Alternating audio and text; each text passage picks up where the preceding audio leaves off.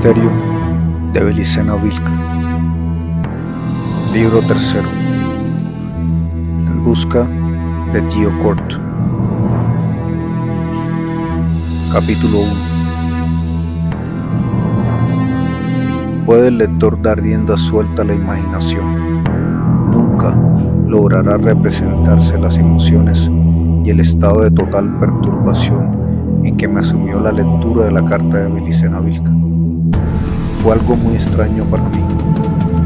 A medida que leía, fui experimentando una pluralidad de estados de ánimo. Así pasé del escepticismo inicial a la sorpresa, de esta al estupor, de allí salté a la curiosidad y sucesivamente a 1000 sensaciones más.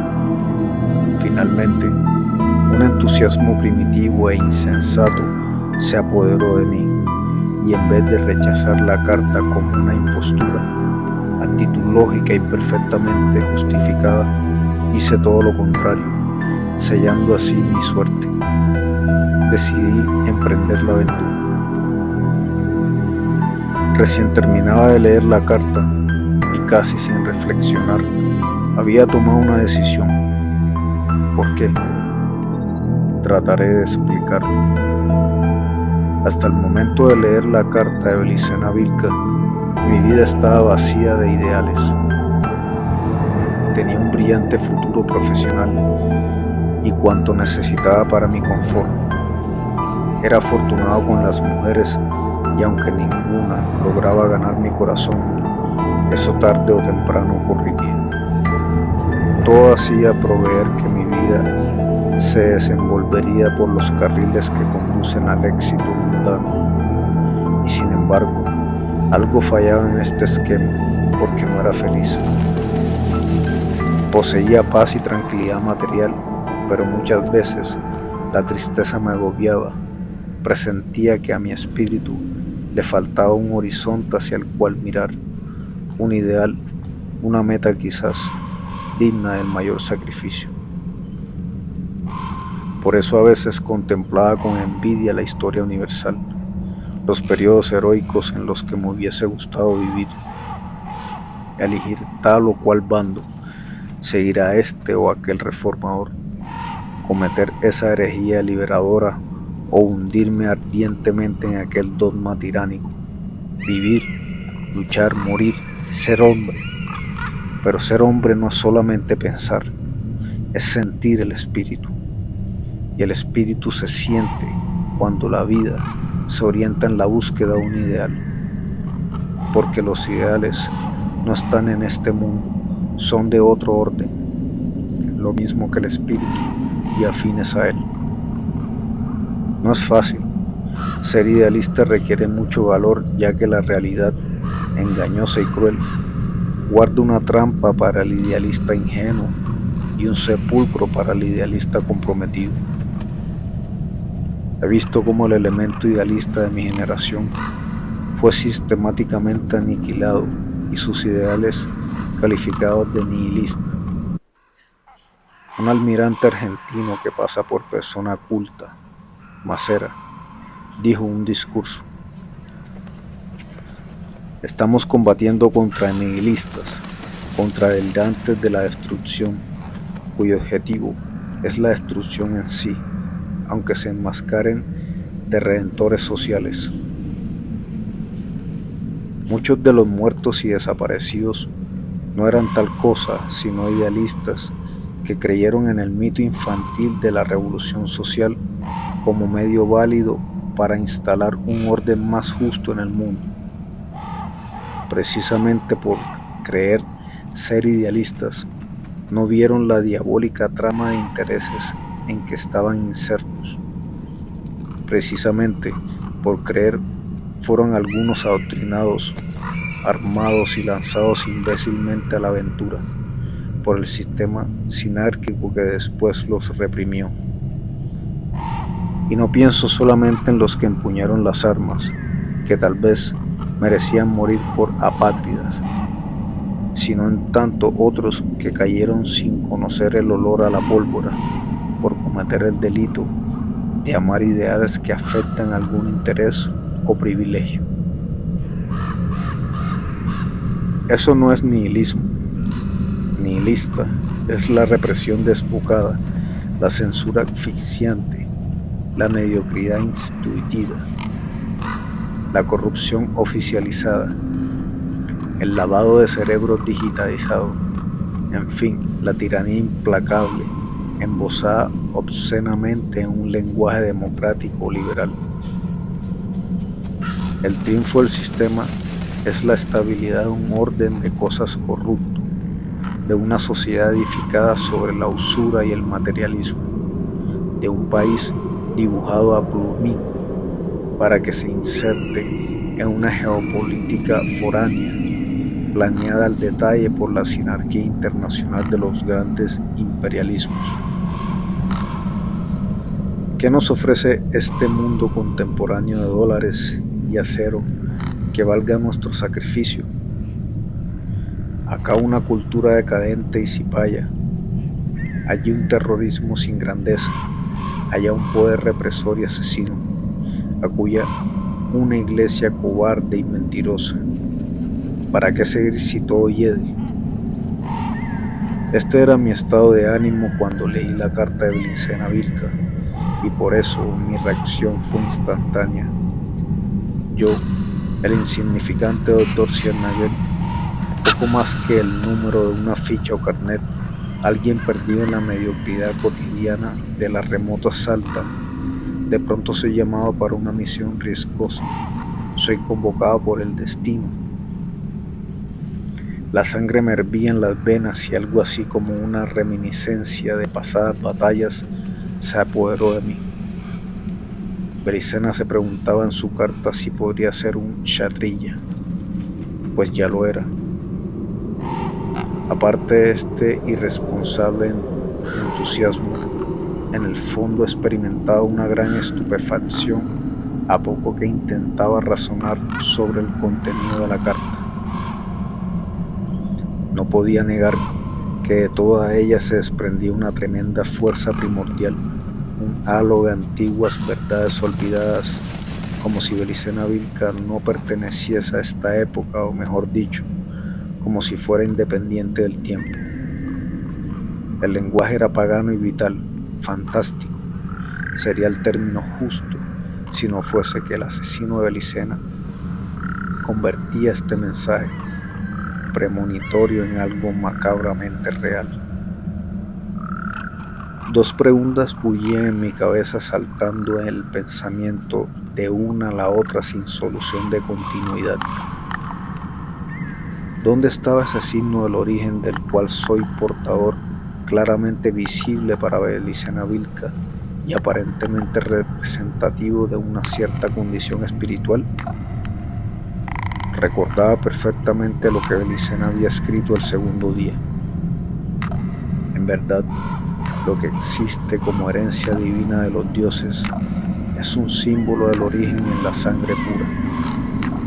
El signo del origen, observado en la piedra de Venus, era solo el reflejo del símbolo del origen presente en la sangre pura de los reyes guerreros, de los hijos de los dioses, de los hombres semidivinos que, junto a un cuerpo animal y a un alma material, poseían un espíritu eterno.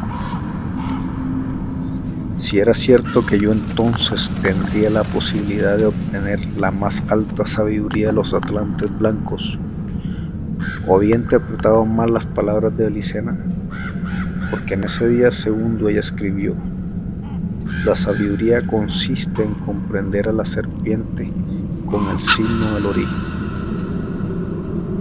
Según Blincena, los dioses afirmaban al hombre: has perdido el origen y eres prisionero de la serpiente. Con el signo del origen, comprende a la serpiente y serás nuevamente libre en el origen.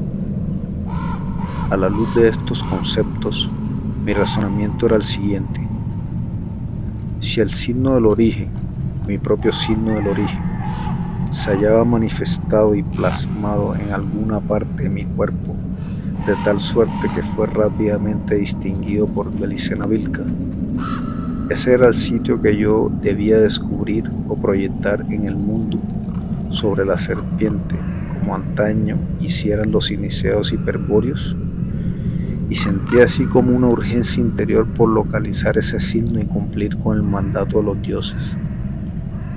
Pero entendía también que carecía de muchos elementos esotéricos de la sabiduría hiperbórea.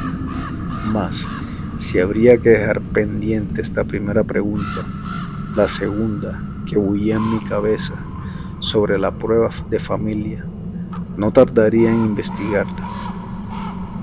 Belicena Vilca, en efecto, había asegurado en el cuarto día que mi familia fue destinada para producir una miel arquetípica, el sumo exquisito de lo dulce. Aquella era la primera noticia que tenía sobre el asunto y trataría, por lo menos, de comprobarla con mis familiares cercanos.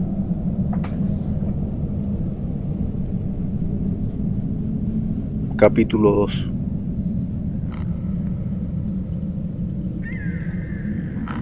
Desde que mamá me entregó el portafolios con la carta de Belicena Vilca, hasta el momento en que me tomé la decisión de cumplir con su pedido póstumo, había transcurrido 4 días. Ciertamente leí la carta en tiempo récord. Dada su extensión y profundidad, permaneciendo encerrada en mi cuarto y haciéndome subir de tanto en tanto algún alimento. Al fin, una tarde descendí calladamente con el misterioso portafolios en la mano y tomé asiento entre los míos, que se encontraban, como era de costumbre, a esa hora desplegados en el patio posterior. Reclinada la cabeza, la mirada perdida en la lejanía de los cerros, estuve en silencio un largo rato. Durante ese lapso nada me interrumpió, acostumbrados por años a verme estudiar bajo la sombra del gigantesco roble. Solo el murmullo del viento entre las hojas, el trino de las aves y el ras de canuto al rascarse cada tanto acompañaban mi meditación. Me paré bruscamente, haciendo a un lado el sillón de hormigón del juego del jardín. Junto a los lapachos cercanos a la casa estaban mis padres, mamá surciendo medias de mis sobrinos y papá leyendo un semanario europeo que llega 15 días atrasados, mientras la casete de Angelito Vargas, rebobinada por enésima vez, nos envolvía a todos con 3 esquinas. Papá, mamá, dije enfáticamente, ¿en vuestras familias habéis tenido antepasados o parientes que siguiesen un oficio o artesanías por tradición?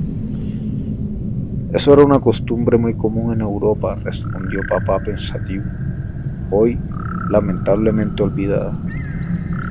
En mi familia hubo muchos médicos como tú, Arturo, y hasta boticarios como mi padre, pero sin que esto fuese una ley, pues tuvimos también buenos agricultores como yo. Reía mi padre celebrando su ocurrencia. En cambio la familia de tu madre, prosiguió más calmo, sí que tiene una tradición en el cultivo y la producción del azúcar. Tú sabes que aquella la conocí en Egipto cuando mi padre, allá por el 35, decidió abrir nuevos mercados al comercio del tanino, en vista de que la industria textil de Europa y América funcionaba sujeta a rígidos monopolios.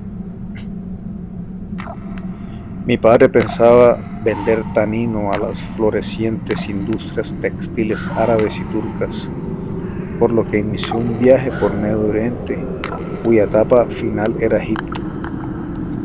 Yo tenía 18 años en esa época y, contrariando los deseos de mi padre, que prefería verme convertido en ingeniero, mis aspiraciones más grandes era ser agricultor. Confiando que el largo viaje acabaría por disipar lo que mi padre tomaba como un capricho, fue que accedió a llevarme consigo. Al llegar a Egipto, fuimos recibidos por un tío abuelo, Hen Siet-Nagel, miembro de una rama de la familia que habita aún hoy cerca del Cairo. Los Siet-Nagel de Egipto viven allí, al parecer, desde la invasión de Napoleón, junto a cientos de familias de origen germano, las que conforman una fuerte colectividad. Bien, durante los días que pasamos en el Cairo, mi interés estaba centrado en observar los grandes ingenios azucareros que se extendían a lo largo del Nilo y las interminables extensiones sembradas con caña de azúcar. Papá, al ver que mi inclinación por la agricultura en vez de disminuir se hacía más intensa, comprendió que esa era mi verdadera vocación y decidió aceptar la amable invitación del barón Reinaldo von Suberman, dueño de un poderoso ingenio con plantaciones propias, para que permaneciera en su hacienda estudiando las técnicas de cultivo. Estuvo allí desde el año 35 hasta el 38, en que las perspectivas de una paz mundial duradera se diluían rápidamente, debiendo ceder a los insistentes llamados de mi padre para que regresara a la Argentina. Emprendí el viaje de regreso en junio del 38, pero no lo hice solo. Conmigo venía la hija del barón von Suberman, una bella walquiria que por la gracia de Wotan puedes contemplar aquí presente. Reímos todos, especialmente mi madre, que había permanecido con los ojos en blanco mientras papá recordaba su fascinante vida. ¿Qué ocurrió después entonces?, pregunté, sabiendo que le haría bien a mi viejo padre contemplar la historia. La guerra abrió brechas dolorosas y forzó separaciones definitivas. Muertos tus abuelos, mi padre y el varón, ya no volvimos a conectarnos con los parientes de Egipto. Muchas veces lo he sentido por tu madre. La voz se le aflojó, que es alemana egipcia y ha debido sufrir mucho por la separación. En cambio, continuó, ya más compuesto, mis sentimientos patrióticos solo son para este país y en ningún otro lugar estaría mejor que aquí. Fíjate que tu bisabuelo, el primer ciénaga que vino a América, lo hizo en 1860 a pedido del gobierno para trabajar en la fabricación de explosivos, ya que él estaba reputado como químico de prestigio. En más de un siglo, mi buen Arturo, los ciénagas se han hecho más argentinos que el mate. Cuando papá hizo referencia al sufrimiento que había experimentado por permanecer lejos de su familia y del solar natal, mi madre se acercó y comenzó a mecerle tiernamente los cabellos mientras vertía amorosos reproches. En tanto que los viejos se hacían arrumacos, yo sentía arder las mejillas. Estaba como alelado, viendo a la imaginación desbocada ya trazar las más audaces hipótesis. La afirmación que hacía Belicena Vilca en su carta sobre la misión familiar de trabajar alquimísticamente el azúcar se veía confirmada en principio por el relato de mi padre. Era una indudable realidad el que los von Suberman fueron productores de azúcar desde tiempos inmemoriales, pero ¿cómo lo había sabido ella? Pobre de mí, ni soñaba que esta confirmación del acierto de Belicena era solo la primera de las muchas situaciones que, en el futuro, me demostrarían hasta qué punto lo absurdo y lo real estaban compenetrados en torno a ella. Ting, ting, el sonido del triángulo que tocaba la criada india llamando a cenar me sacó de este gran gris pensamiento. Esa noche fui sorprendido gratamente por una parva de humitas deliciosas. Ese plato constituye, desde mi niñez, el más preciado manjar, así que gratificado emotiva y gastronómicamente por mi familia, pronto me tranquilicé y hasta logré olvidar por momentos el obsesionante asunto de Belicena Vilca.